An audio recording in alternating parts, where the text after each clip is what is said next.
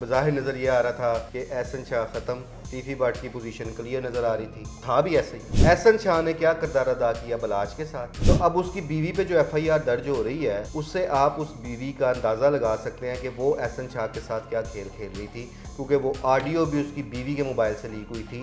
एहसन शाह की बेगम का टोटल किरदार क्या था इस तमाम मामलात में। एहसन शाह की बेगम, क्योंकि उसकी बहना वीडियो और ऑडियो, उसकी तस्वीरें वायरल की गई हैं, क्या समझते हैं कि कौन कर रहा है ये तस्वीरें वायरल? कि अल्लाह करे कि वो चीज़ें अभी सामने ना आए। पुलिस के पास बहुत मवाद पड़ा हुआ है और ये उन्होंने जो कल ऑडियो लीक हुई है, ये आज मेरी बात आप नोट कर लें कि वो बारिश का पहला कतरा था जो अभी गंद सामने आने वाला है। अल्लाह करे वो ना आए, वो बहुत ख़तरनाक है और उससे इस लड़ाई में आग लगनी है, आग बुझनी नहीं। और जब तक इस लड़ाई की आग नहीं बुझेगी, ये जो लाशें गिरने का सिलसिला है ये भी नहीं रुकेगा और लाशें गिरेगी। आपका बड़ा तजर्बा रहा है क्राइम से रिलेटेड और आपने बड़े केस जो है रिपोर्ट किए हैं। एहसन शाह, अगर उसका मुबैना पुलिस मुकाबला ना होता, वो जिंदा रहता, तो क्या बला बनती? अस्सलाम वालेकुम, आप देख रहे हैं दस्तक टीवी। मैं हूं आपका मेज़बान मियां अब्दुल्ला। नाज़रीन, आज आपकी मुलाकात एक ऐसे चेहरे से करवाने जा रहा हूं। एहसन शाह के केस से तो हर कोई वाकिफ़ है।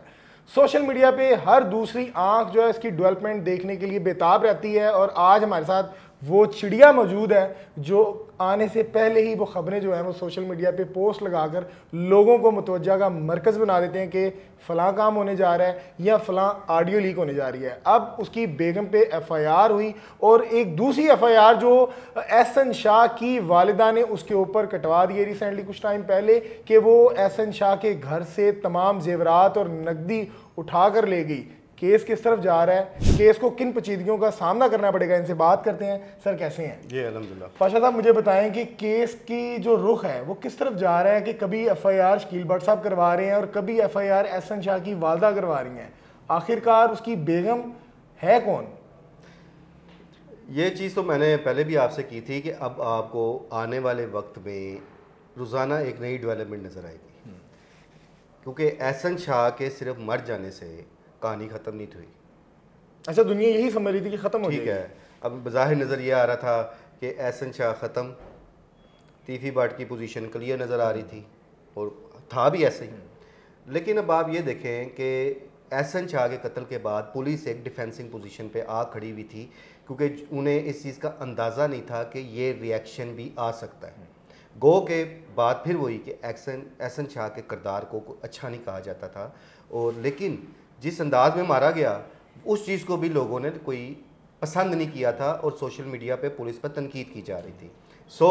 पुलिस ने अपने डिफेंस में और अपने आप को कवर देने के लिए फिर वो मवाद निकाला जो पुलिस ने पोशीदा रखा हुआ था, कि जिससे इस बात की जस्टिफिकेशन दी जाए कि एहसन शाह के अज़ाइम कितने ख़तरनाक थे और वो क्या करने जा रहा था, तो लिहाजा वो इस काबिल ही था फिर उसके साथ जो हुआ। साहब मुझे बताएं। अच्छा, अब इसमें जहाँ तक बीवी की अभी ये जो रिसेंट डेवलपमेंट हुई है कि उसकी वालदा की तरफ से अभी दरख्वास्त दी गई है, अभी मुकदमा दर्ज होने की इतला मेरे तक तो नहीं है, लेकिन ये इतला है कि दरख्वास्त दी गई है। तो उससे एक और चीज़ भी नज़र आई, वो क्या, एहसन शाह ने क्या किरदार अदा किया बलाज के साथ। तो अब उसकी बीवी पे जो FIR दर्ज हो रही है उससे आप उस बीवी का अंदाज़ा लगा सकते हैं कि वो एहसन शाह के साथ क्या खेल खेल रही थी, क्योंकि वो ऑडियो भी उसकी बीवी के मोबाइल से लीक हुई थी जो उसके बाप ने, उसकी बीवी के बाप ने पुलिस हकाम तक पहुँचाई थी। तो इसका मतलब है कि उसकी बीवी भी फिर डबल गेम खेल रही थी। एहसन शाह की बेगम का टोटल किरदार क्या था इस तमाम मामलात में? एहसन शाह की बेगम, क्योंकि उसकी बहना वीडियो और ऑडियो, उसकी तस्वीरें वायरल की गई हैं, क्या समझते हैं कि कौन कर रहा है ये तस्वीरें वायरल? नहीं देखें, मैं इस चीज़ को अच्छा नहीं समझ रहा कि आप उसका किरदार माजी में जो भी था, आप उसके किरदार की भी बात ना करें, औरत ज़ात की आप नहीं मैं करूँगा। और दूसरी बात ये है कि ये लड़ाई अच्छी नहीं, ये गंदी लड़ाई होती है कि किसी की बहन बेटी की आप तस्वीर वायरल करें, वो जो भी है उसका, वो चाहे जितना मज़ीद संगीन जुर्म है या नहीं है, ये डिसीजन आपने मैंने नहीं करना। लेकिन ये कोई तरीक़ेकार नहीं है कि कल जहाँ ऑडियो लीक हुई है साथ ही उसकी बीवी की जो है गैर अखलाकी तस्वीर को वायरल करने का सिलसिला शुरू हो गया, तो वो ये चीज़ को मैं तो अच्छा नहीं समझता कि लड़ाई को इस गंदगी की तरफ नहीं ले जाना चाहिए। कहाँ से रही है वैसे ये?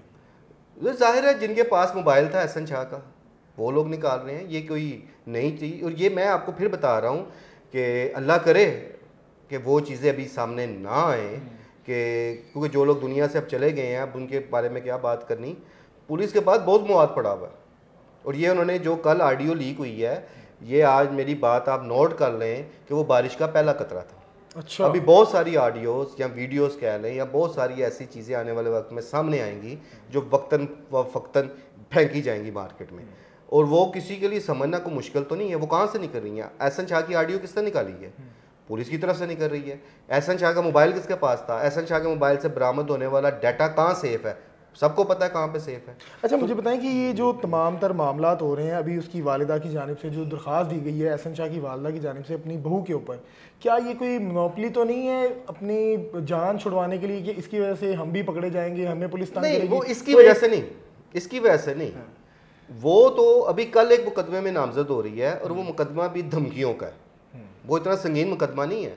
उसमें जो उन्होंने, आपने अगर वो FIR देखी हो 506 भी और 25D जो टेलीग्राफ एक्ट की दफ़ा होती है, उससे ज़्यादा संगीन पर्चा तो एहसन शाह की भाई पे दर्ज हुआ हुआ है जो कत्ल का।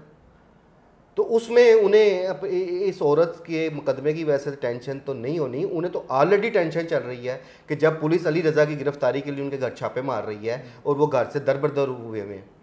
असल चीज़ है कि अब ये चीज़ सामने चूँकि आ गई, उसकी फैमिली को भी इस चीज़ का पता लग गया कि एहसन शाह की ऑडियो निकली कहाँ से है दरअसल, और ये चीज़ अब आने वाले वक्त में मज़ीद आपके सामने आएगी कि जाहिर है एहसन शाह जब दुनिया से चला गया है और उससे पहले ही ये ऑडियो पुलिस अकाम तक थी, तो कैसे गई? और वो अपनी उस जो ऑडियो रिकॉर्डिंग सामने आई है उसमें एहसन शाह इस बात का इजहार कर रहा है कि तुम्हारे बाप का दोस्त, तो इसका मतलब है कि फिर तुम्हारे बाप का जो दोस्त शकील भट्ट और उस लड़की का बाप आपस में इन टच थे और उसके ज़रिए इंफॉर्मेशन सारी पास हो रही थी। बात फिर वही आ गई कि जिस तरह एहसन शाह बलाज की इंफॉर्मेशन पास करता था, सो उसकी बीवी भी फिर उसकी इंफॉर्मेशन अपने बाप को दे रही थी और उसके बाप से शकील भट्ट तक जा, और तरीकाकार भी बिल्कुल वही अपनाना चाह रहा था जो बिलाज के टाइम पे इसने अपनाया। हाँ, सऊदीया जाकर मुकम्मल उसी वो एक अलग चीज़ है। मैं बात कर रहा हूँ इंफॉर्मेशन पास करने की, सहूलतकारी की, कि जिस तरह वो सहूलतकारी करता रहा एंड उसकी सहूलतकारी के लिए उसकी बीवी भी फिर।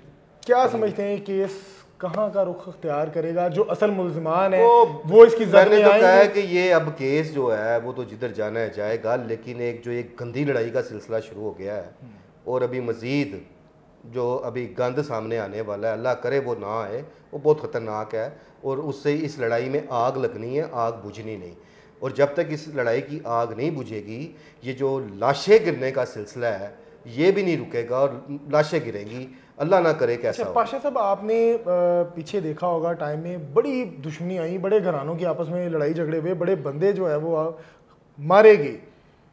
मुझे नहीं लगता कि तब इस तरह की लड़ाई हुआ करती थी। वो तो खतून को, किसी अपने दुश्मन की खतून को देख के उसको कुछ कहते भी नहीं थे कि आप हमारा आपके साथ ताल्लुक नहीं है। दुश्मनियों का दौर और था। उस दौर में मीडिया इतना फास्ट नहीं था। अगर आप पुरानी दुश्मनी की तरफ जाते हैं, उस दौर में सोशल मीडिया नहीं था। सबसे बड़ी बात है, बलाज केस को किस तरह शोहरत मिली है?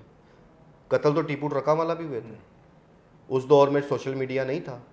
उस दौर में सिर्फ प्रिंट मीडिया और इलेक्ट्रॉनिक मीडिया था। और आपको पता है कि प्रिंट मीडिया और इलेक्ट्रॉनिक मीडिया एक ख़ास लिमिट तक किसी चीज़ को कवरेज देता है, लेकिन सोशल मीडिया पे आपको कोई रोक टोक नहीं है। आपको हर बंदे को ये इस्तेकाक हासिल है, उसका जो दिल करता है वो बोलता है, उसका जो दिल करता है वो पोस्ट फेंक देता है, और ये सिलसिला रुकता नहीं है। और बलाज को जो आलमी सतह पे शोहरत मिली थी वो सोशल मीडिया की वजह से मिली है। और यही वजह है कि अब ये लड़ाइयाँ गंदगी की तरफ जाती हैं। उस दौर में कौन किसी की तस्वीर वायरल करता था, कौन किसकी तस्वीर वीडियो जो था वो वायरल करता था। और उस दौर की लड़ाइयों को भी देखें आप कि जो लड़ाइयाँ टेबल टॉक हुई हैं वो ख़त्म हुई हैं। आज उन घरानों में अमन भी है, उन घरानों के मज़ीद जो है कत्ल गारत भी नहीं हुई और सुकून से ज़िंदगी गुजार रहे हैं। और ये 30 साल से ये लड़ाई है, ये थम नहीं रही, और अगर अब भी ना थमी तो आगे इसमें फिर नुकसान आता है। पाशा साहब, आखिर में मुझे एक सवाल, उसका जवाब, क्योंकि आपका बड़ा तजर्बा रहा है क्राइम से रिलेटेड और आपने बड़े केस जो है रिपोर्ट किए हैं। एहसन शाह, अगर उसका मुबैना पुलिस मुकाबला ना होता, वो जिंदा रहता, तो क्या बला बनती? वो नहीं, बला कर किसने बनने देना था उसको? ये खाम खा ये बातें हैं। एहसन शाह की जो किरदार था उसकी सोशल लाइफ ही नहीं थी होनी, उसे लोगों ने पसंद करना था। और वैसे भी एक चीज़ थी, एहसन शाह मुबीना पुलिस मुकाबले में मरा है, या ज़मानत होने के बाद आता, उसका एंड रिजल्ट यही होना था। उसको हर तरफ से खतरात थे जो पहले हो। हाँ, यहाँ तो वही उसकी बात थी कि फिर वो निकल जाता, आके बाहर निकल जाता, तो बाहर जाए कहीं बैठ जाता, तो उसकी कोई ज़िंदगी थी। यहाँ पे लोगों ने उसको जीने देना था कि जिन लोगों के, अब एक चीज़ बताएं, जो लोग बलाज को नहीं जानते, जिनको इस दुश्मनी का पता ही नहीं है, हमारी न्यू जनरेशन को इस दुश्मनी की हिस्ट्री का ही नहीं पता।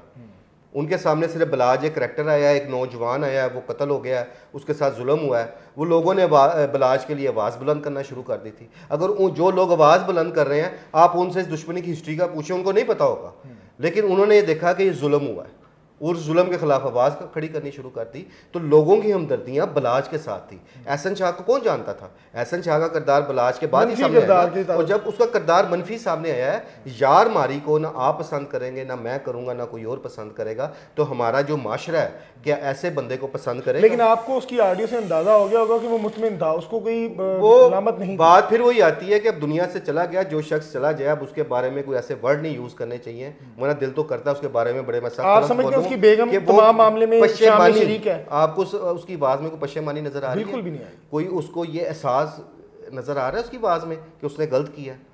वो उल्टा अपने आप को क्या तो फनकार रहा है ना, अपनी सोच के मुताबिक ये फनकार है। शुक्र है उसने ये नहीं कहा कि मैं जेल के अंदर डॉन बन गया हूँ, तो फनकारी, वो फनकारी फिर जिसे कहते हैं बढ़ गई ना। फिर पाशा साहब, आप अपने तजर्बे से ये समझते हैं कि उसकी बेगम पे जो FIR हुई वो उसकी डिजर्व करती थी, जिम्मेदार थी, उसको तमाम मामला का पता था?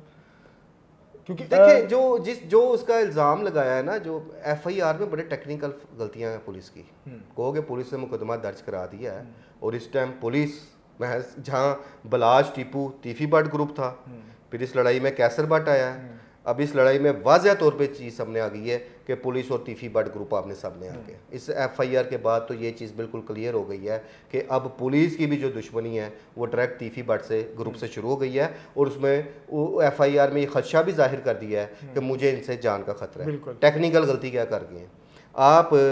एहसन शाह के जो मुबैना मुकाबले की जो 302 की FIR है, पहले 324 पे की थी, उसके बाद जब, क्योंकि वो तरीक़ेकार था कि पहले FIR में ये जाहिर किया गया कि वो ज़ख्मी हुआ है, और जब वो हलाक हुआ तो उसके बाद वो 302 में कन्वर्ट हो गई।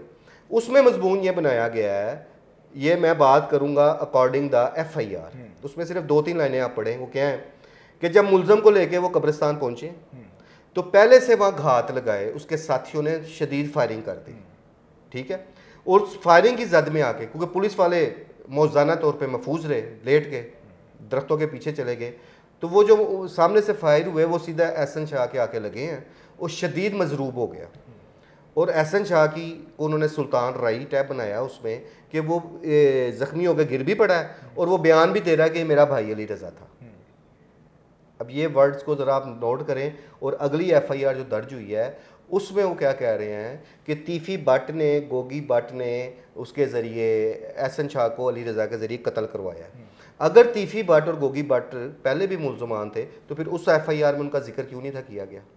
तो जहाँ पे पुलिस बिल्कुल स्ट्रेट हुई भी है, वहाँ पे ये भी नज़र आ रहा है कि वो टेक्निकल गलतियाँ भी कर रही हैं, और चूँकि अभी सामने से कोई स्टैंड नहीं ले रहा, जिस तरह अगर एहसन शाह की फैमिली ही स्टैंड ले लेती उसी मुकदमे में, तो वो, मैं तो बार बार कह रहा हूँ कि वो मुकदमा भी पुलिस के लिए अजाब बन सकता था, लेकिन वो इस पोजीशन में नहीं छोड़ा उनको कि वो स्टैंड ले कर सकें, तो लिहाजा अब जिस वक्त जो पुलिस की चल रही है वही चलती रहेगी। बिल्कुल जी बिल्कुल। ये हमारे साथ खुर्रम पाशा साहब मौजूद थे, और आने वाले टाइम में जो भी पेशरफ्त आएगी हम आपको उससे आगाह करते रहेंगे। नाज़रीन, जो तमाम मामलात इस दुश्मनी में चल रहे हैं, तस्वीरें वायरल की जा रही हैं, मैं ये बिल्कुल कहूँगा कि मैं इसके हक़ में नहीं हूँ, ख़िलाफ़ हूँ। जो पिछला टाइम था जब माजी में देखा जाता था कि दुश्मनदार एक दूसरे से झगड़ा करते थे, तो कभी किसी की खतून सामने आ भी जाती थी, या कभी कोई सामना टकराव हो भी जाता था। अभी भी आप गांव में चले जाएं तो कभी भी खतून को कुछ नहीं कहते, ना उस पर हमला करते हैं, ना उसको पत्थर कह कोई चीज़ नहीं कहते। लेकिन यहाँ ख़वातीन की तस्वीरें वायरल की जा रही हैं, भरना तस्वीरें, ये मेरे ख्याल से अच्छा मामला नहीं है। लेकिन देखते हैं कि ये मामला जो हैं गैंग वार के रुख पाते हैं या नहीं। मुझे दीजिएगा इजाज़त, अल्लाह हाफ़िज़।